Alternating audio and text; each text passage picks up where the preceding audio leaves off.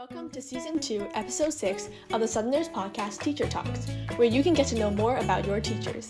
I'm Sarah Sun, and I'm here today with co-host Lily Wu to interview Dr. Fatimi, an art teacher here at Great Neck South High. So hello, Dr. Fatimi. Thank you so much for doing this short interview with us today. So first, could you briefly introduce yourself? Hi, I'm Safia Fatimi. I've been teaching at Great Neck South High School since 2010. I live in Port Washington, so not too far away, and I have two teenage girls, that's pretty much it. Can you explain how you got into art and became an art teacher? Yeah, sure. I studied biomedical photography at Rochester Institute of Technology, and the only reason I was allowed to study photography was because it had something to do with science, and my parents were both physicians, so that was the only way they were allowing me to study photography. And then I worked as a commercial photographer for about 8 years in New York City at a studio there. And then I transitioned into teaching a portfolio class at the School of Visual Arts, and I really love teaching. I eventually went back to school to get my master's degree. I went to Teachers College at Columbia University and got my master's degree. I finished that, but I did that from 2003 to 2005, and then I started teaching in the city. I started teaching photography in the city at a public school there called Millennium High School. Yeah. I heard from your doctoral research you study different types of cameras. Do you want to tell us a bit about that? Yeah, sure. I studied differences in how adolescents photograph between smartphone cameras and digital cameras. My participants were my own students, and this was a few years ago, and it took 6 years to complete my doctoral research. And I defended in 2021. And surprisingly, my participants favored using a digital camera as opposed to their smartphone cameras. That was surprising to me. So what made you want to become a teacher, considering your teaching career in both the cities and visual arts? Well, I think it's really fun. And I felt shooting commercial photography was great, but I felt like I wasn't giving a service back to the community. And it was really difficult being freelance. So the teaching was a lot more stable, and it was just really fun. I get a lot of joy out of it. Plus, I have my summers off. That's nice. So, on top of teaching photography, what made you want to choose to teach ceramics and graphics design at South High?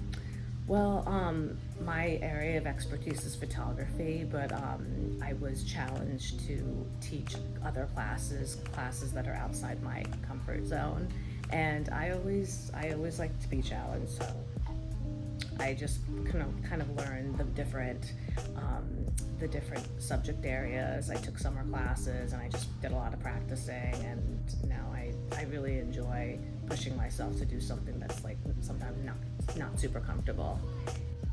What are some of your hobbies and pastimes outside of school? I'm a tennis fanatic. I play a lot of tennis. I love to read. There's not enough hours in the day to read.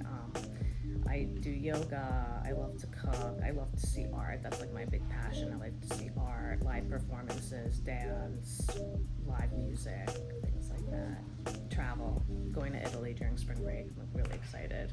That's really cool. Mm-hmm. Italy is amazing. And I've heard you've done volunteer work in Cuba. Oh, well, I'm doing that this summer with my daughter. We're going to Cuba for 1 week, and we're going to be teaching kids English and working with women there. But I work at a halfway house every other week. I volunteer, and this is a place in Glen Cove, and I work with women doing art workshops, and these women are 30 days out of jail. They have addiction issues, and I go and we make art together. I was just there yesterday. Can you explain how halfway houses work and the work that you do there? Is it the environment there? It's these women who are just out of jail, and they don't have enough resources or money or just kind of knowledge to live on their own. So they live in this like halfway house, so it's halfway between jail and like the real world.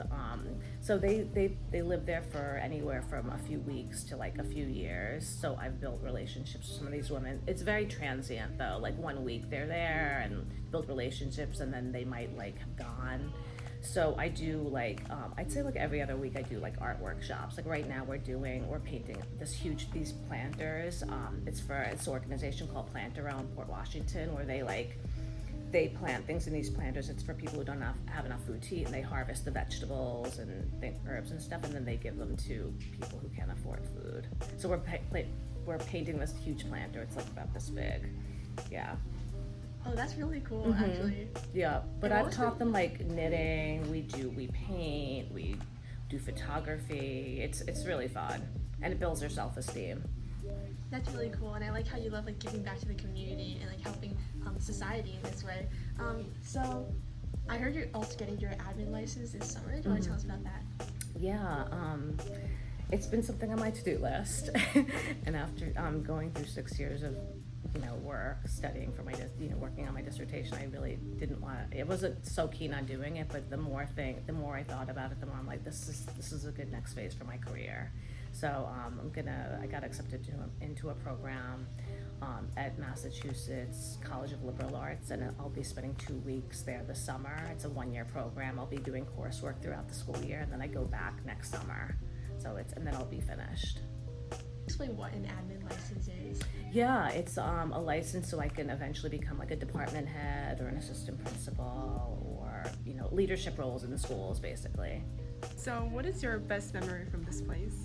Ooh, that's a hard one.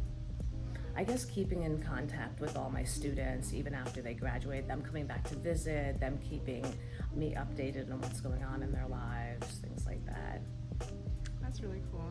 And we have one final question for you. So what is the best thing about being a teacher? Ooh, how fun and experimental it is. Like every day is a different kind of thing that I'd like to try out in the classroom, a different conversation, a different teaching practice. It always keeps you on your toes. So that's all for today's interview. Thank you so much, Dr. Fatimi, for joining us today, and thank you for your time. Thank you. This podcast is brought to you by The Southerner, Great Neck South High's newspaper. It is hosted by Sarah Sun and Lily Wu, directed by Amelia Liao, and edited by Janice Lee.